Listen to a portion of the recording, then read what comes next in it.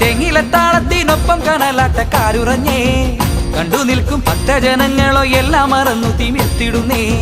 കണ്ടു നിൽക്കും ഭക്തജനങ്ങളോ എല്ലാം മറന്നു തിമിർത്തിടുന്നേ മീനമാസം വന്നല്ലോ ഭരണി നാളുമിന്നല്ലോ ശാർക്കരയിലെ ഭഗവതിയുടെ ജന്മനാളുമിന്നല്ലോ മീനമാസം വന്നല്ലോ ഭരണി നാളുമിന്നല്ലോ ശാർക്കരയിലെ ഭഗവതിയുടെ ജന്മനാളുമിന്നല്ലോ